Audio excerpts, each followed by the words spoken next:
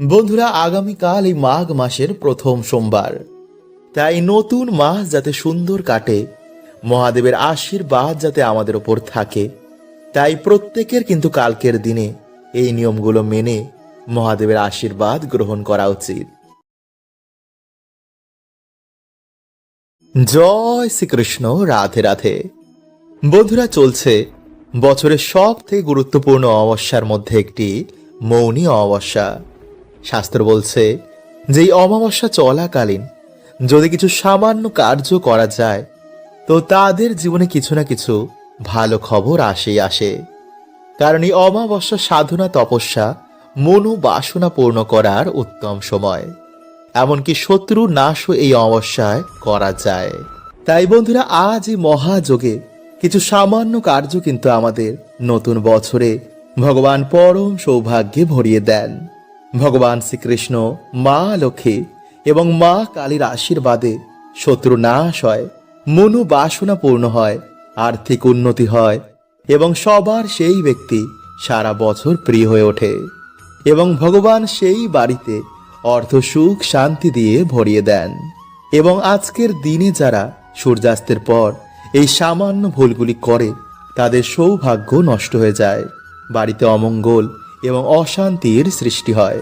এবং আজকের এই মহারাতে, এই অমাবস্যার মহাযোগে যারা এটি বলে ঘুমায় বা এই সামান্য জিনিসটি আজকে বালিশের নিচে রেখে ঘুমায়, তাদের নতুন মাস এবং নতুন বছর মা লক্ষ্মীর কৃপায় অর্থ, সুখ, শান্তিতে দারুণ কাটে। এছাড়া সাথে বন্ধুরা আমরা জানব যে যদি আপনাদের বাড়িতে নিত্য ঝামেলা বা কেউ আপনাদের ক্ষতি চায় বা কিছুতেই আপনাদের বাড়ি থেকে দুর্ভাগ্য, অশান্তি পিছন ছাড়ছে না, তো কোন সামান্য কার্যে আপনারা আজ এই মহারাতে সবকিছু নাশ করবেন। তাই অবশ্যই কিন্তু আপনারা ভিডিওটি পুরো দেখতে ভুলবেন না। বন্ধুরা, সূর্যাস্তের পর ভুলেও এই 5টি কাজ করবেন না, আর না কাউকে এই জিনিসগুলো দেবেন, নইলে আপনি পরে অনেক পস্তাবেন। বন্ধুরা, সূর্যাস্তের পরে এমন কিছু কাজ আছে যা ভুলেও করা উচিত নয়। জ্যোতিষ শাস্ত্রে একে দুর্ভাগ্য, গরিবের কারণ মানা হয়, আর যা মানুষেরা না জেনে করে ফেলে। তাই আপনি যদি এই জিনিসের খেয়াল রাখেন তো মহালক্ষ্মী আপনার ওপর খুব তাড়াতাড়ি প্রসন্ন হবে, আর আপনার জীবনে আর্থিক সমস্যার সমাধান খুব তাড়াতাড়ি হবে।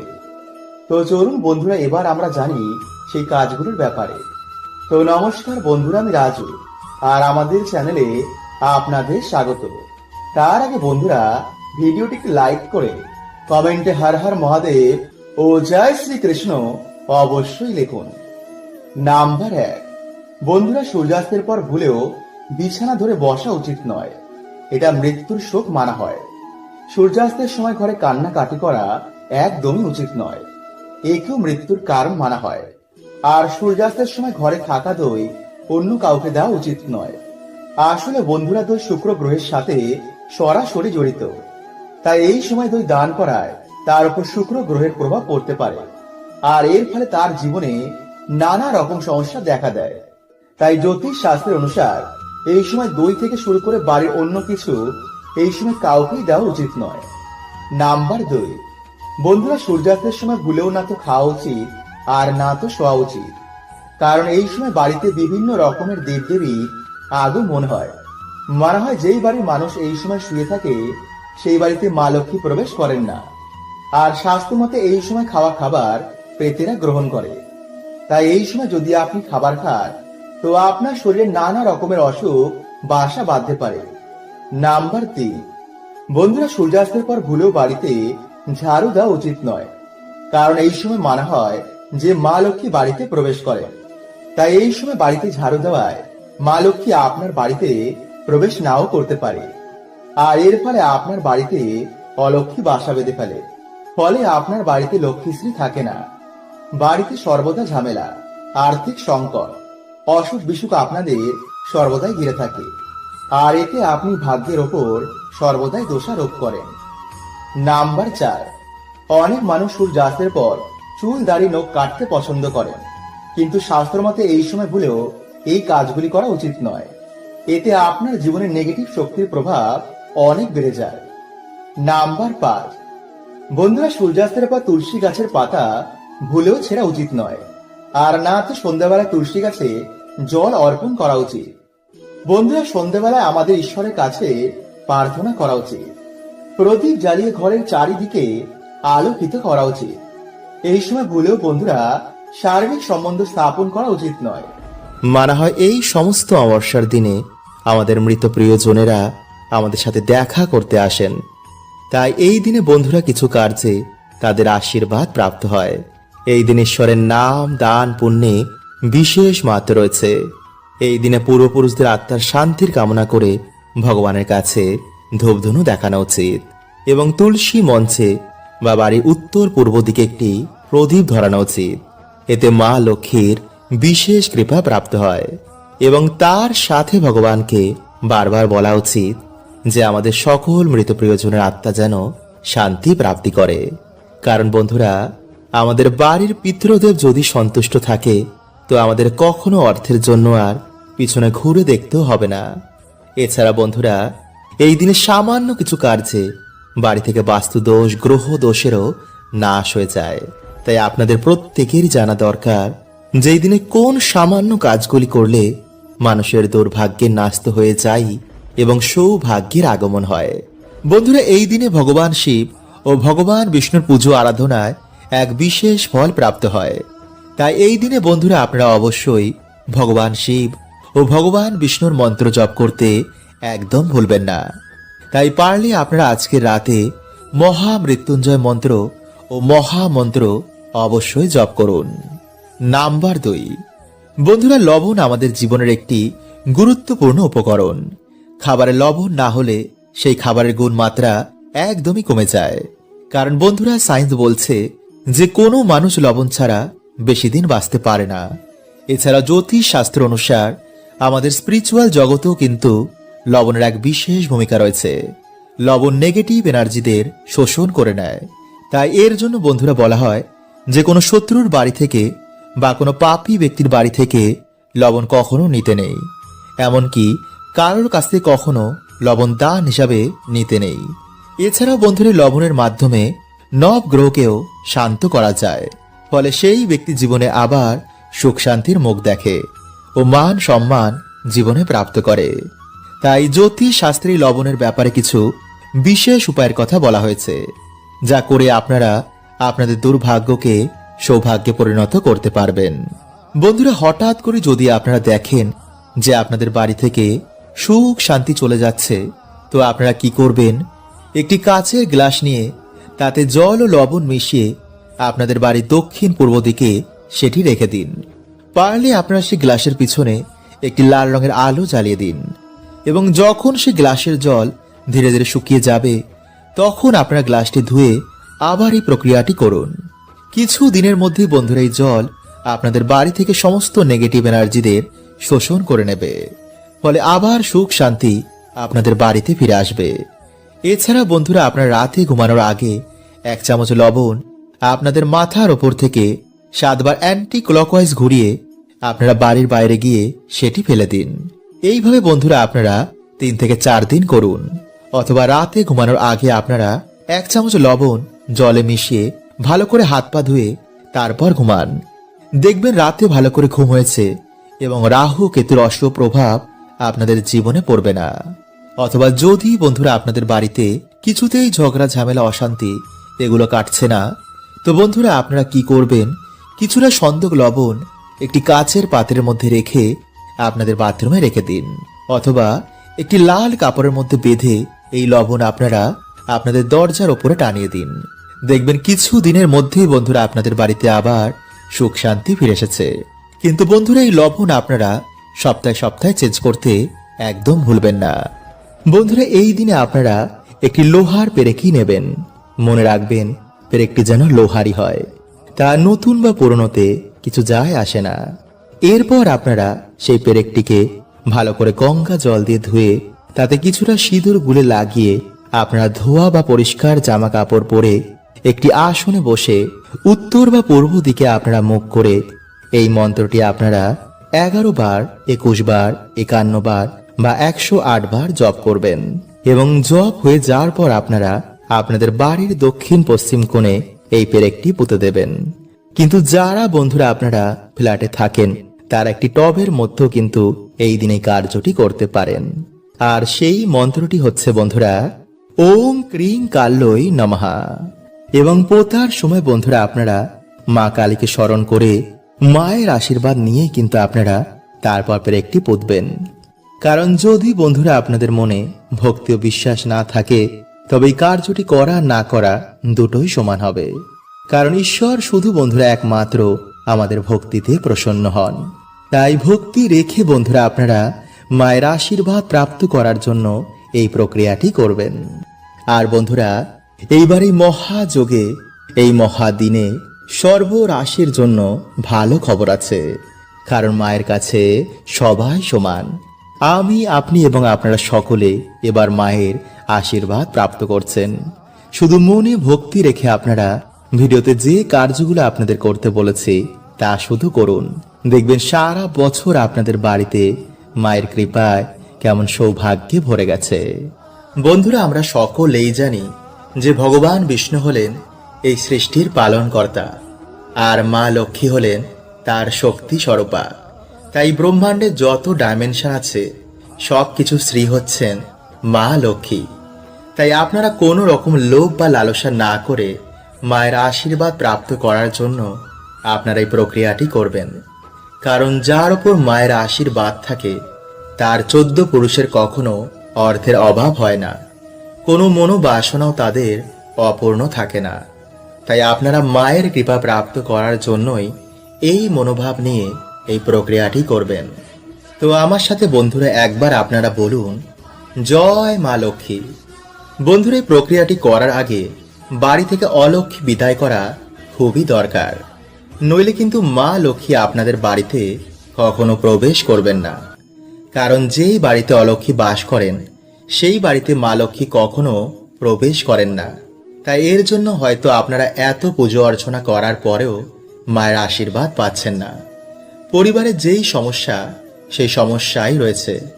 তাই বন্ধুরা বাড়ি থেকে অলক্ষ্মী বিদায়ের জন্য আপনাদের ঘর মোছার জলে প্রত্যেক দিন গঙ্গা জল ও কর্পূর মিশিয়ে তা দিয়ে ঘর মুছবেন। বিশেষ করে সেই জায়গায় যেই জায়গায় আলো প্রবেশ করে না। কারণ বন্ধুরা অন্ধকার জায়গাতেই দেবী অলক্ষ্মীর বাস হয়। এমনকি প্রদীপের তলায়ও দেবী অলক্ষ্মী বাস করেন। তাই বাড়িঘর পরিষ্কার পরিচ্ছন্ন রাখার সর্বদা চেষ্টা করবেন। নোংরা এঁটোকাটা যেখানে সেখানে বাড়িতে ফেলে রাখবেন না। বন্ধুরা যেমন ভাবে আপনারা বাড়িতে সন্ধ্যা প্রদীপ জ্বালান, বাড়িতে সন্ধ্যা আরতি করেন, তেমনি সন্ধেবেলায় বাড়িতে পুজো অর্চনা করার সময় মা লক্ষ্মীর সামনে একটি ঘিয়ের প্রদীপ জ্বালাবেন। তারপর মায়ের সামনে উলু দিয়ে শঙ্খ বাজিয়ে মায়ের সামনে বসে হাতে লবঙ্গ, এলাচ ও একটি 1 টাকার কয়েন নিয়ে 11 বার লক্ষ্মী গায়ত্রী মন্ত্র আপনারা পাঠ করবেন। আর যদি বন্ধুরা আপনারা চান তো ওম নমো লক্ষ্মী নারায়ণায় নমো এই মন্ত্রটিও পাঠ করতে পারেন। যেই মন্ত্রটি আপনাদের ইচ্ছা সেটি আপনারা পাঠ করবেন। এরপর পারলে আপনারা লক্ষ্মী পাঁচালীও পাঠ করতে পারেন। এবং এই সব কিছু হয়ে যাওয়ার পর বন্ধুরা আপনারা সেই 3টি জিনিস মায়ের চরণে অর্পণ করে দেবেন। এরপর মায়ের সামনে হাত জোর করে আপনাদের যে মনোবাসনা রয়েছে তা মাকে বলুন। এরপর রাতে নিরামিষ আহার গ্রহণ করে আপনার বালিশের তলায় বা আপনাদের বাড়ির যে মেন আয়কর্তা তার বালিশের মধ্যে এই জিনিসগুলি রেখে দিন। কিন্তু যেন বন্ধুরা এই খবর কেউ না পায়, আর যেন বন্ধুরা এই বালিশ অন্য কেউ ব্যবহার না করে। এই জিনিসগুলো আপনারা যত দিন খুশি বালিশের মধ্যে রাখতে পারেন। এরপর আপনাদের মনোবাসনা পূর্ণ হলে বাড়িতে মা লক্ষ্মীর পুজো দিয়ে সেই জিনিসগুলো আপনারা কোনো জলাশয়ে ভাসিয়ে দেবেন। তাই চলুন বন্ধুরা এবার আমরা জেনে নিই যে এই মহা সোমবারে আপনারা ভগবান শিবকে কি অর্পণ করবেন। নাম্বার 1, গোলাপ। বন্ধুরা ভগবান শিবের অত্যন্তই প্রিয় ফুলগুলির মধ্যে এই গোলাপ অন্যতম। তাই যদি আপনারা এই মাসে ভগবান শিবের নামে বা ভগবান শিবকে যদি আপনারা এই গোলাপ ফুল অর্পণ করতে পারেন তো বন্ধুরা আপনাদের প্রেম সম্বন্ধ ও ধন সম্পত্তিতে বন্ধুরা আপনারা সফলতা প্রাপ্ত করবেন। এছাড়াও যদি বন্ধুরা আমরা এই মাসে শিবজিকে এই ফুল অর্পণ করতে পারি তো বন্ধুরা, আমরা সুস্থ শরীর ও অভিশাপ থেকেও এই মাসে মুক্তি পেয়ে যাই। নাম্বার 2, বেলফুল। বন্ধুরা, এই মাসে শিবজিকে বেলফুল অর্পণ করলে যে মনোবাসনা আমাদের কিছুতেই পূর্ণ হচ্ছে না, তা ভগবান শিবের কৃপায় খুব তাড়াতাড়ি পূর্ণ হয়ে যায় এবং জীবন থেকে নানা রকমের বাধা বিপত্তির এতে নাশ হয়। নাম্বার 3, বন্ধুরা, যদি আপনাদের জীবনে বিভিন্ন রকমের বাধা বিপত্তি লেগেই রয়েছে, কোনো কাজেতে আপনারা সফলতা প্রাপ্ত করতে পারছেন না, তো বন্ধুরা, এই মাসে যদি আপনারা শিবলিঙ্গে চামেলি ফুল অর্পণ করতে পারেন, তো বন্ধুরা, এই সমস্যা থেকেও আপনারা এই মাসে বেরিয়ে আসবেন। নাম্বার 4, ধুতরা ফুল। বন্ধুরা, শিব পুরাণে অনুসার ধুতরা ফুল ও ধুতরা ফল ভগবান শিবের অত্যন্তই প্রিয়। তাই এই ফুল ও ফল ছাড়া ভগবান শিবের পুজো অসম্পূর্ণ। তাই যদি বন্ধুরা আপনারা এই দিন যে মনোবাসনা নিয়ে এগুলি শিবলিঙ্গে অর্পণ করবেন, তা ভগবান শিবের আশীর্বাদে তাড়াতাড়ি পূর্ণ হবে। তাই বন্ধুরা, এই মাসকে মনোবাসনা পূর্ণের মাসও বলা হয়। নাম্বার 5, আকন্দ ফুল। বন্ধুরা, জ্যোতিষ শাস্ত্র অনুসার এই আকন্দ ফুল ভগবান শিবের খুবই প্রিয়। এছাড়াও নীলকণ্ঠ, পদ্ম ও নীলকমল ভগবান শিবের খুবই প্রিয়। কিন্তু বন্ধুরা, আপনারা কেতকী ও কেওড়া ফুল শিবলিঙ্গে ভুলেও অর্পণ করবেন না। বন্ধুরা, এই পবিত্র মাসে আপনারা একবার হলো স্মরণ করুন ভগবান শিবের এই অচূক মন্ত্র, যাকে শিব গায়ত্রী মন্ত্র বলা হয়। এই মাসে বন্ধুরা ভগবানের এই অচূক মন্ত্র স্মরণ করলে মানুষের গ্রহ দোষ, অর্থ কষ্ট, কাল সর্প দোষ, এমন নানা রকম বাধা বিপত্তি মহাদেব নিমিষেই নাশ করে দেন। তাই আজকের এই ভিডিওতে বন্ধুরা আপনাদের জানাবো যে মহা গায়ত্রী মন্ত্র আপনারা কিভাবে জপ করলে এই মাসের মধ্যেই বন্ধুরা আপনারা উপকার পাবেনই পাবেন। তাই ভিডিওটি বন্ধুরা আপনারা কিন্তু পুরো দেখতে ভুলবেন না এবং ভিডিওটি একটি লাইক করে কমেন্টে আপনারা বলুন হর হর মহাদেব ও জয় শ্রীকৃষ্ণ। বন্ধুরা, আমাদের এই ব্রহ্মাণ্ডকে ত্রিদেব চালনা করছেন। ভগবান বিষ্ণু এই ব্রহ্মাণ্ডের পালনকর্তা, ভগবান ব্রহ্মদেব এই ব্রহ্মাণ্ডের সৃষ্টিকর্তা, আর মহাদেব এই সৃষ্টির ধ্বংসকর্তা। তাই তাকে মহাকাল বলা হয়। সমস্ত দেবতা, দানব এবং পশু পাখিও মহাদেবের ভক্ত, কারণ তিনি কখনো কারোর ওপর ভেদভাব করেন না। তাই তাকে ভোলানাথ বলা হয়। প্রভু এতটাই ভোলা যে সামান্য জল ও বেলপত্র দিয়ে যদি আমাদের মনোবাসনা বলে ভগবানের অভিষেক করি, তো মহাদেব তা পূর্ণ করে দেন। মানা হয় যে বাবার নামে যদি কোনো ব্যক্তি 16 সোমবার ব্রত রাখে, তো সেই ব্যক্তির মনোবাসনা অবশ্যই পূর্ণ হয়ে যায়। বড় বড় বাধা, বড় বড় দুর্ভাগ্য বাবা নিমিষেই নাশ করে দেন। কিন্তু যারা বন্ধুরা আপনারা এই 16 সোমবার ব্রত রাখতে পারছেন না, তারা এই মাসে অবশ্যই কিন্তু একদিন হলো একটি বার ব্রত রাখুন। এতে নিজেরাই বন্ধুরা আপনারা দেখবেন যে কি চমৎকারটা আপনাদের সাথে ঘটছে। সারা বছর আপনারা কেমন সৌভাগ্যে কাটাচ্ছেন। তাই যেই দিন বন্ধুরা আপনারা এই ব্রত রাখছেন, সেই দিন অবশ্যই কিন্তু আপনারা ব্রহ্ম মুহূর্তেই ঘুম থেকে উঠুন। এরপর স্নান করে আপনারা পরিষ্কার জামা কাপড় পরে পুজো ঘর বা নিরিবিলি কোনো জায়গায় গিয়ে আপনারা ভগবানের ধ্যান করুন এবং সংকল্প নিন যেই ব্রত চলাকালীন আপনারা ব্রহ্মচর্যের পালন করবেন। তারপর ধ্যান হয়ে যাওয়ার পর আপনারা বাড়িতে বা মন্দিরে ভগবান শিবের পুজো বা রুদ্রা অভিষেক করুন। ভগবানের প্রিয় ফল, ভগবানের প্রিয় ফুল, গঙ্গা জল, বেলপত্র ও কাঁচা দুধ দিয়ে ভগবানের আরাধনা করুন। এরপর এই দিনে আপনারা যে কোনো ধরনের সাদা জিনিস বা সাদা বস্ত্র কোনো গরিব দুঃখীকে আপনারা দান করুন। তাই সব কিছু হয়ে যাওয়ার পর বন্ধুরা আপনারা এই দিনে অবশ্যই ভগবানের মহামৃত্যুঞ্জয় মন্ত্র পাঠ করে ভগবানের শ্রাবণ সোমবার ব্রত কথা আপনারা পাঠ করুন বা শ্রবণ করুন এবং তারপর আপনারা ভগবানের আরতি করে এই ব্রত সম্পন্ন করুন। তাই বন্ধুরা আগামী সোমবার, এই মাসের এই বড় সোমবারে এইভাবে বন্ধুরা আপনারা একটিবার বাবার আরাধনা করে দেখুন। দেখবেন যে বাবা এতটাই ভোলা যে আপনাদের মনোবাসনা বাবা অবশ্যই পূর্ণ করে দেবে। এবং যারা বন্ধুরা আপনারা বহুদিন ধরে অর্থ কষ্টে ভুগছেন, তারা যদি এই মাসে সামান্য বেদানার রস দিয়ে শিবলিঙ্গে অভিষেক করতে পারেন, তো অবশ্যই বন্ধুরা আপনারা এই অর্থ কষ্ট থেকে বেরিয়ে আসবেন। এবং যেসব পরিবারে রোগ ব্যাধি নিত্য ঘিরে রয়েছে, তারা যদি বন্ধুরা এই মাসে জলে কালো তিল মিশিয়ে তা দিয়ে শিবলিঙ্গে অভিষেক করতে পারেন, তো অবশ্যই বন্ধুরা আপনারা এই সমস্যা থেকেও বাইরে বেরিয়ে আসবেন। কিন্তু এই দিনে বন্ধুরা আপনারা কোনো রকমের কিছু তামসিক খাবার খাবেন না। আর এই মাসে আপনারা সকালে ঘুম থেকে উঠেই যে মন্ত্রটি আপনারা স্মরণ করবেন তা হচ্ছে ভগবান শিবের গায়ত্রী মন্ত্র। এছাড়া স্নান করেও আপনারা সন্ধেবেলাতেও আপনারা এই মন্ত্রটি জপ করতে পারেন। এতে 7 দিনের মধ্যেই বন্ধুরা আপনারা উপকার পাবেনই পাবেন। আর তা হচ্ছে ওম তৎপুরুষায় বিদ্মহে মহাদেবায় ধীমহি তন্নো রুদ্র প্রচোদয়াৎ।